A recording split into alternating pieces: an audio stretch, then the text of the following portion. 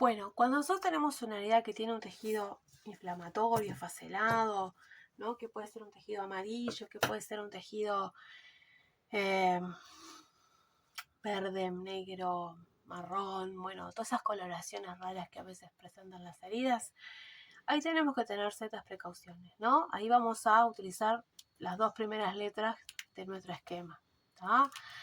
La T es el control del tejido no viable, en este caso yo le coloqué una plaquita amarilla, ¿no? Que quiere decir que es un esfacelo, ¿tá? Es el tejido que no es vital, lo no vital tiene otra coloración que no sea rojo.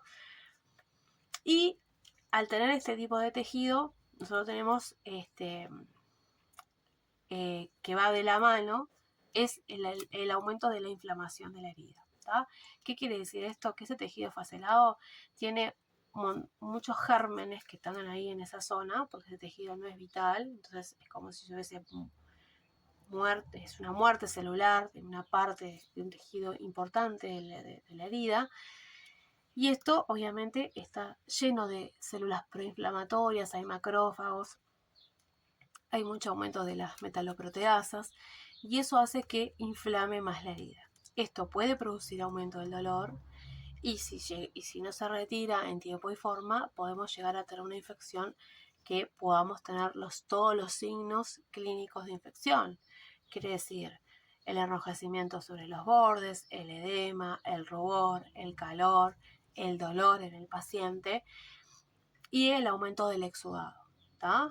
Si la herida no estaba sudando y estaba bárbara y de repente empieza a cambiar la coloración del lecho de la herida, que es lo que está dentro, ¿no? Adentro de esto que está dentro, en el centro de la herida, todo esto forma parte del lecho, los bordes, y esto es la piel perilesional.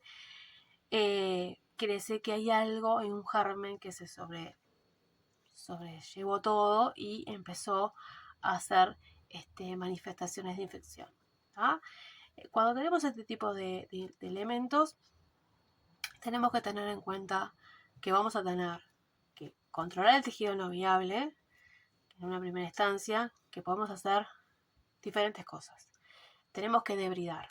¿Cómo debridamos? ¿Qué técnica vamos a elegir de debridamiento? Bueno, dependiendo mucho de mi experticia y de lo que yo tenga.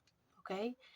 ¿Qué quiere decir esto? Que yo puedo hacer un debridamiento cortante, sí, lo puedo, si tengo la autorización del paciente, el consentimiento informado, y si estoy adiestrada para hacer un debridamiento cortante con bisturí, con pinza, sí lo puedo hacer, teniendo en cuenta todos los elementos que tenga el paciente. Por ejemplo, si tiene enfermedades hematológicas, tengo que tener ciertos cuidados con esos usuarios porque pueden sangrar demasiado.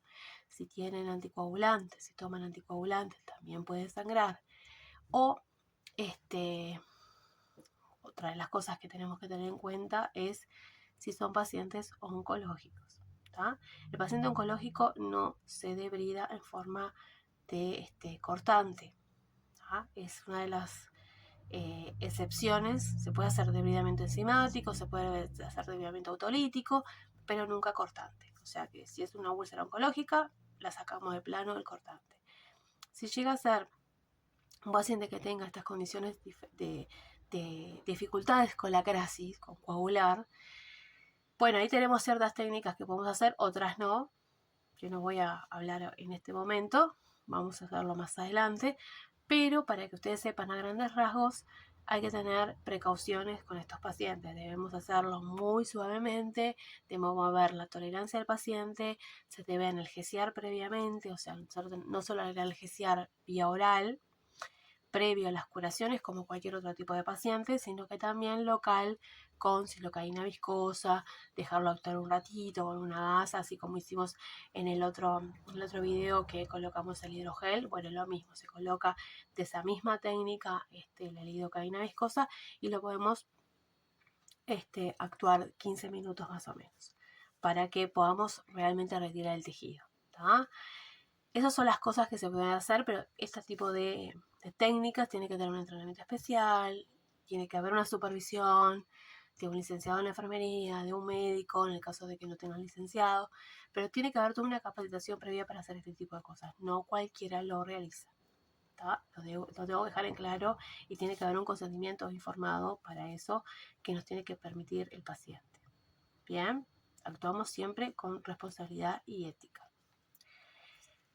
Si no hacemos el desviamiento cortante porque no podemos o no tenemos las condiciones, vamos a pasar a otro tipo de desviamiento, que puede ser el enzimático o el autolítico.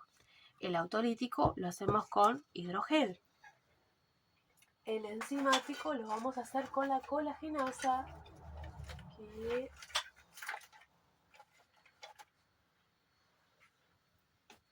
vamos a ver